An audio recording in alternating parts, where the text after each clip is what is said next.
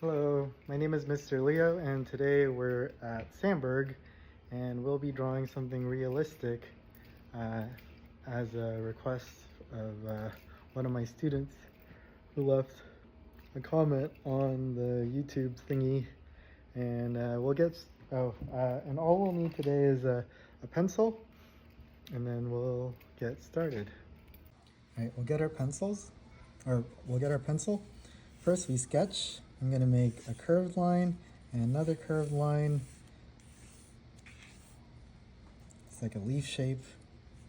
And depending on which eye it is, if it's the right or left, maybe this one will be the right eye. And then I'm going to give it some tear ducts. I'm keeping everything light so I could build up the shape.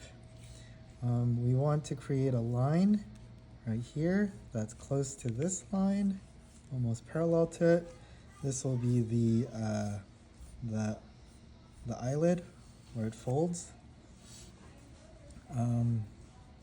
We can go ahead and sketch out the iris. The white part of the eye is called the sclera. The iris is this part. And usually you don't put it right in the middle unless the eye is like shocked, like it's wide open. It's typically behind a little bit of the eyelid, so it looks like it's at rest. And then there's the pupil, which is the darkest part of the eye, and then there's usually a highlight that hits from one corner or the other. And then the tear duct is here. That's where those nice salty juices of sadness come out, or joy. And then we have, there's this like little platform that we could see over here, a little bit of perspective. So we're gonna make two lines that kind of keep that line there and present. Okay, so everything's sketched out, nothing is dark yet. And I think I'm pretty happy with everything. Maybe I can make this a little longer, but you know, we don't have to go for perfection, especially when we're just practicing. Oh, and I forgot, there would be a little bit of wrinkles here, a little bit of eye bags. All right, now that I have everything sketched out where I want them, I can press a little harder. So for the eye fold, the eyelid fold, you can come in and press a bit harder. I want you to think of this as a round object. So this, people usually, or beginning artists, they usually make this line kind of weird and wonky. It has to be somewhat parallel to this line here. And then we can darken this line. This will push that iris back if we press a little harder. And then this part's important too. We want to make eyelashes, so you have to have lines that are curving to the right, curving. As I get closer to the middle, they start straightening up.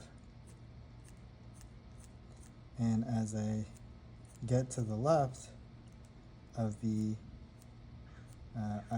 eyelashes, they start curving to the opposite direction. Because I remember when I was young, I just made lines, straight lines, and they end up looking like SpongeBob eyelashes. And we don't want that. So pressing harder here, so it pushes the tear duct down. This is still sclera. This is like that weird pink part where the tears come out. I'm gonna go ahead and press a bit harder here, but not too hard. I don't want it to stand out. Just want to make sure it's present. So it's like a medium pressure that I like to put here. Same thing with the eyelashes down here. So it curves this way to the left and then more straight down in the middle, then it curves the opposite direction on the right. So all we're doing is drawing with lines and shape. We're not coming in with shading yet. We don't want to get lost. We're gonna trust the process. I'm gonna go ahead and draw out my iris. And some people's irises are a lot larger, but the pupils are about the same. So the pupils get larger when it's dark, I think. They get dilated. And then they get smaller when there's a lot of light coming in. It's like a camera. And then we can darken the iris. That's the darkest part of the eye. I want to try and ignore where the highlight is here. And you could always erase some of the sketch lines later. But erasing drawn lines, that's a pain. Sometimes it leaves a weird mark. And then we can go with a medium pressure, and we can kind of just shade in the eye. And it's kind of nice if you see the lines, because then they act as texture. I'm not really trying to make a flat gray. And then I want to make this a little thicker around the iris, the line around the iris.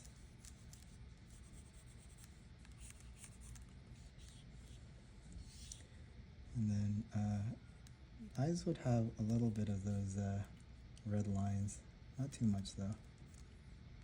That makes it more normal looking. Shading would help us a lot.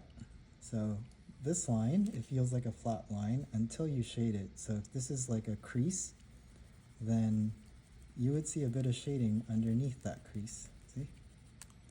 And then we can blend it with our thumb or one of our other fingers or a blending stump, whatever you use to blend.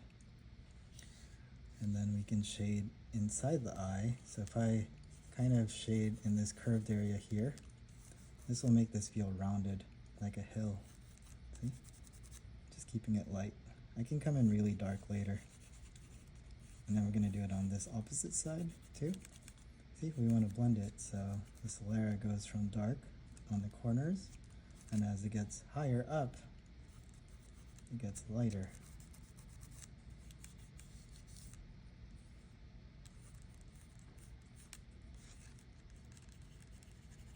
Gets a little shadier underneath here. That's the eyelid, which is over the whole eyeball. And then it could be slightly darker in the corners too. That makes it even deeper. We can put a little shading underneath here too. And then blend as you will. As I put in more shaded areas, my dark areas aren't standing out as much, so I can come in with even more pressure and get more depth on there, especially with the eyelash area, especially the corners too. So a bit of refinement, a bit of rendering, and then those eyelashes then will need some extra attention as well. See? Gives it some much needed contrast that it's darker. Because if everything's kind of like a similar gray, they start flattening too. They all kind of look like they're in the same plane. See? So we build up from light to dark.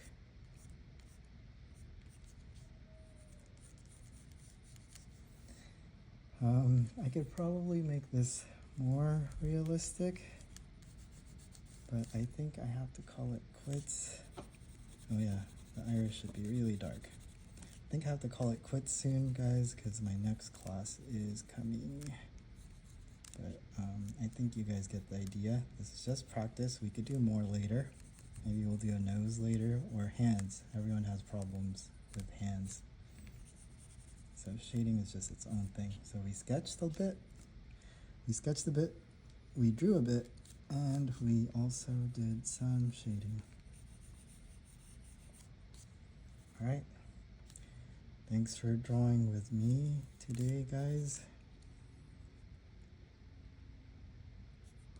I'll see you guys next time, and give me some suggestions for the next drawing that we can do.